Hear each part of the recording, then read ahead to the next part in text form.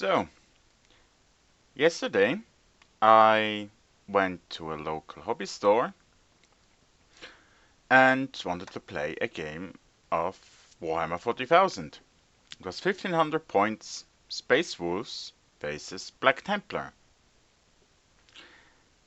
And I should start listening to my voices in quotations when I have the feeling something's not gonna end right here. And I was right, from my point of view. I am more like a hobbyist. I like the 40k universe. I like the setup, and I like the raw power that's in there. There's no, how can I put it? There is no uh, subtle little nuances, and it's just bolt gun, chainsaw, warp magic, beat it. So I can say I'm a fluff gamer. I like my armies to be fluffy. For me, it's unimaginable to, let's say, take Maneos Kalgar or reboot Gulliman in a 1500 points game. Or something similar, powerful. Or having another chapter master command a little patrol detachment. For me, that is not logical. It's a captain or chaplain or something small, and you go bigger, the army get bigger, so you can move up the commanders. But unfortunately, we live in an age of 40k where match, or I call them power gamers, get more and more, and they only care about winning. Like my last badge rep, or my first 8th edition game where I encountered Belial and Deathwing and Ravenwings and no normal marine in sight. And that's kind of sad because I like normal marines. So what happened? I came a little bit late to our appointed game starting time because some parking space issues, and the table was already set. It was littered with ruins, and it's more than just one third because you can only see somewhere in the street, and my doubts increased. Okay. Because he plays Black Templars, so he wants close quarters army, doesn't like getting shot at. I would have imagined if that guy played probably Tau, it would have been empty. Because Tau players like shooting stuff. Okay, so I'm a little bit heated, sweaty. It was really hot that day, and saying, okay, go on, move up, and he missions and everything. So then at one point, okay, now choose the warlord trait. Okay, I just got the codex here, and then I noticed, okay, it's the English one. Remember, we are in the German-speaking part of the world here, and he had an English codex. It's not so that we don't get the German versions of the codex or any codex. It's basically one-on-one. If you got the English release, you got the German release. Now it made me another little bit suspicion. Why would he have the English codex? Okay, maybe he just likes the English version. And then later figured out maybe why. So Kennedy comes and said, okay, warlock traits. You can choose, or as match playing, we roll for it.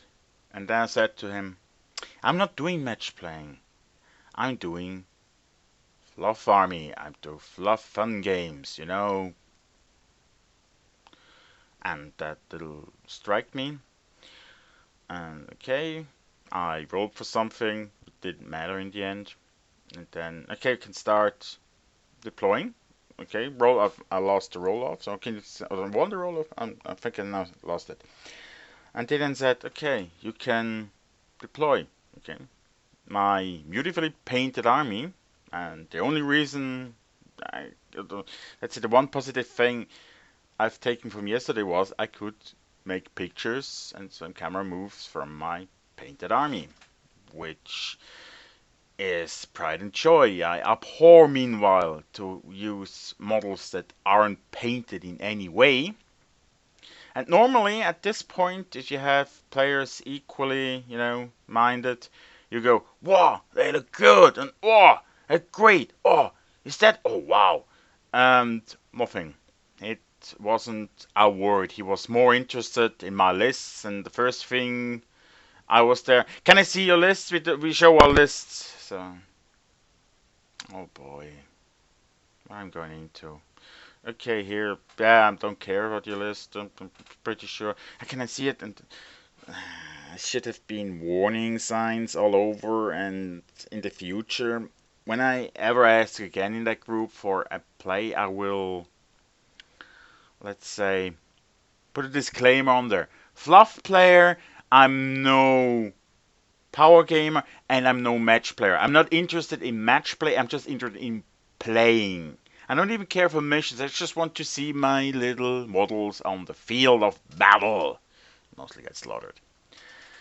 So, and started deploying. And as I said, this is my second, what should have been my second game. And then, okay, he put his Black Templars on. There were nothing painted. Okay, you never know.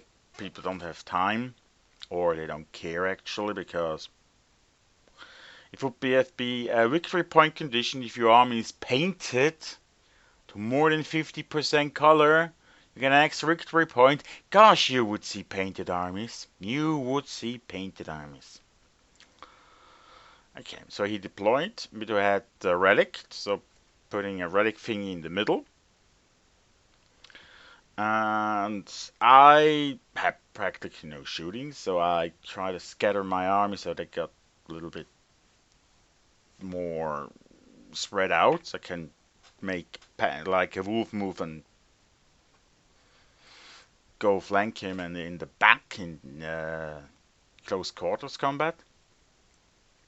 And he had Predator with 4 last cannons. Ouch. Crusader. He had Razorbacks with assault cannon, which I had 2. Yeah, and rhinos and everything. And if you see on the video, there's a small building on his side of the table, upper right corner, where he positioned his Razorback. Gonna be important for later. And I played my first round, hit nothing. I shocked my Wolf Guard with jump packs, shot, nothing. He made his saves. Gosh, I never had so much sixes on the beginning where it doesn't count than today, or yesterday. And then came the assault phase. And at every bat trap I saw, I deployed 9-inch away. They said, okay, if you roll off, you have say 9 at least. And I got an 8. And I said, okay, can go on the combat because the 1-inch. And every combat, and he instantly snapped. No, that's not true. That's now determined by the errata. It's not possible. Okay, fine. I conceded, and it's true. I checked it up, found that special ruling. Well, it's a little bit vaguely formulated. You could probably argue with the 1-inch rule of the attacking distance, and yeah, the question was vaguely formulated, and it was a blanket answer, and yeah, let's see. I would say it's more than 51% that the ruling is meant like that. Okay, conceded.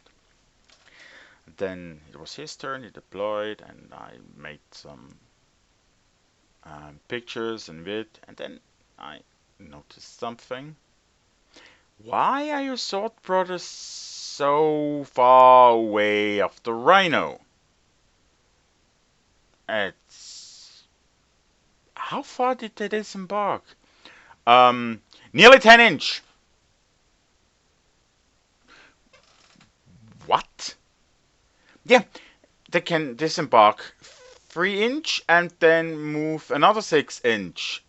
And then bro, that's 9 inch in my book. No, that's 10. Why? And from there, it went to, because it just have to be within the 3 inch, a part of the base. Show me that in the rule book. Here, it's the English one. Do you need? It's English one. Do you need? Can you read it? I think I can read it. Thank you. It stands within 3 inch, and there's nothing about your inch with base. Oh, that's in the errata. Conveniently hasn't it there. So I will try to explain you now what he thinks the errata tells him, what he wants to hear. So he can disembark from every point of the transport vehicle, which is probably true. But it shows why I abhor gaming with match or power games, as I call them, because it's just fucking annoying.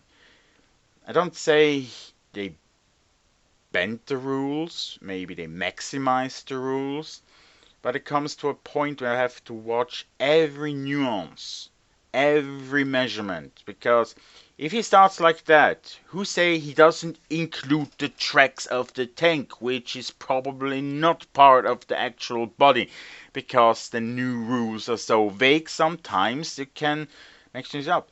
Don't get me wrong, I like rules, but I'm not a stickler with rules. I'm the first guy who, when somebody comes, dude, I take it, no problem. Or, get in, that's, sure, okay. But because of a few millimeters, they get in. But if you play with people like that, they always measure to get there. And, yeah, it can, I think I will show you what he did. So, this is basically the setup. He had his razorback there, and his 5 sword brother in front of a building. And then I asked him, how high? And he said, yeah, this and this. It was 9.75 inches away from the furthest point of the vehicle. I said, how is that possible? And he tried to explain me that because the rules say it is within. So he, like that, that's about the 3 inch at the outer ring there. And that's how I see it. Within 3 inch, the model is within 3 inch. It's even in the German. It says within 3 inch. And then from there, go forward 9 inch. 6 inch, sorry. Then you go to 9 inch from the transport vehicle. His version was only a part of the base has to be still within the 3 inch. And he moved from there his 6 inch, coming up to nearly 10 inch disembarking range. And when I asked, show me this in the rule, and I think that's why he had the English rule book, because he thought, nah, that's just some stupid kid who has never learned English, probably speak longer English than you, boy, and he's about mid-20-ish, so he could maybe confuse people with English words, and Yeah. So he really thinks, and then I said, that's legal, and I'm not sure he's using the wording of the rule to defeat the spirit of the rule. From his explanation, and I really think that's why he uses the English rule book, he explained there's a difference between within and wholly within. And it's in the errata. And I checked it. And I think I know where he's taking it. He takes it out of context and applies to something different. Because, let me explain this. If you play darts, there's a line on the floor, a distance away from the dartboard. From his word of ruling, it's okay, or you're within the line as long as a part of your foot is within the line. So you can make one big step and extend a little bit more and just maybe put it in the bullseye or whatever you want to have your dart in. I come from a mechanic background, from industry, and we have tolerances, and that says you have to be within that. From in medical production of parts, you have to be really inside the tolerances. And for me, within means within. Not a part of it, nothing. On the other hand, and I have to be specific, when we, let's say, set up our games and it says you have to be 12 inches, your deployment zone is 12 inches from your board edge. That's 12 inches. That's not 12 inches and some part of your base. You agree? Let's say you have 3 knights and they have this oval-shaped bases.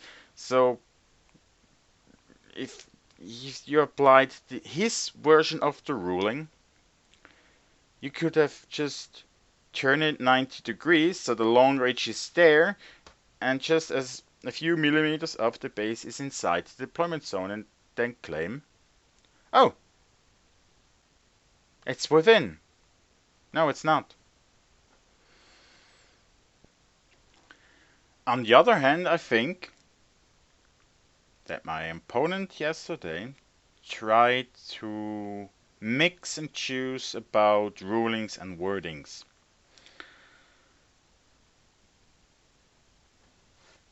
For me, if it says you have a disembarking range for 3 inch, that means your model have to be within the 3 inch. On the other hand, you have rules from the bubble effects or aura effects or however you call them in English, where you have a radius of, let's say, 6 or 12 inch. And as long as a part of the base is within those 12 inches, the effect is granted to that unit or model.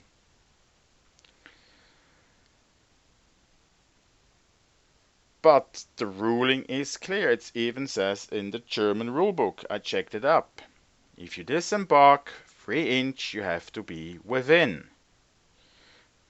But apparently, this means just some part of it has to be within.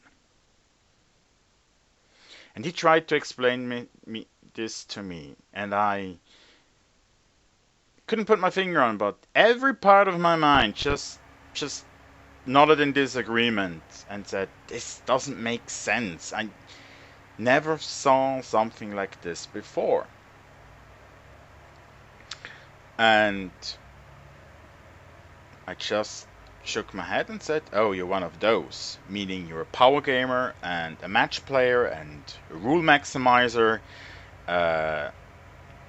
You know, those creepy, I want to win at every possible chance because this is my life, or I have nothing else in life because of winning in the 40k match with maximal rules applied.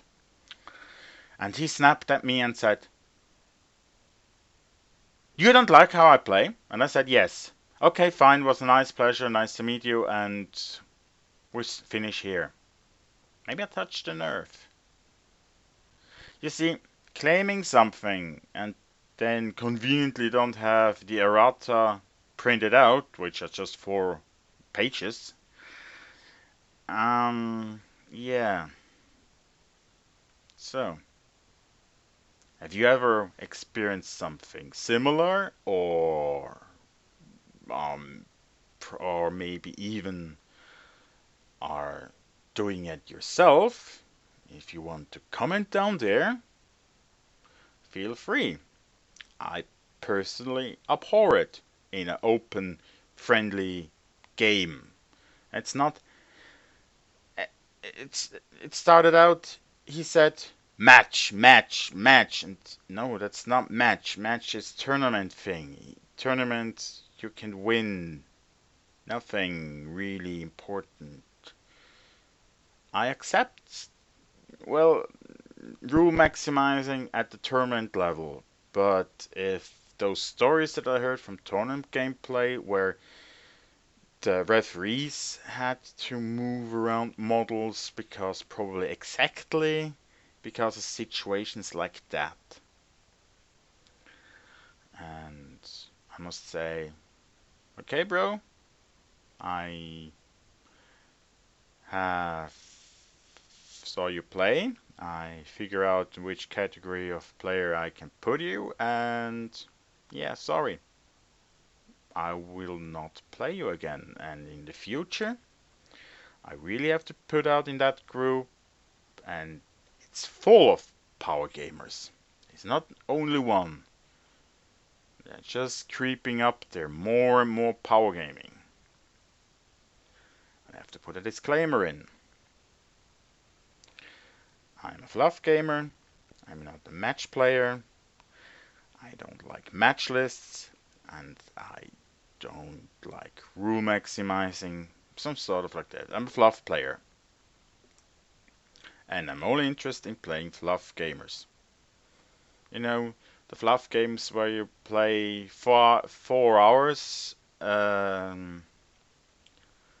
1500 points match, and from those 4 hours, 2 hours you're kind of rolling hideously on the floor laughing because just some random shit happened, and you just roll it and did some banter and drink a beer or eat some. And I don't recommend eating chips because you get um, greasy fingers, and that's not good for your models.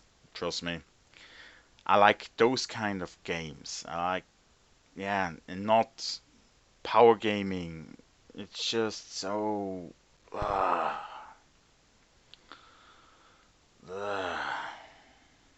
yeah, I hope you enjoyed my ranting about power gaming 40k. Sadly, this wasn't a game. I wish looked forward. I probably got butt fucked, but yeah, who cared? But he didn't want to play because I had problems how he interpreted the rules. Yeah, sad. So, hope to see you later someday.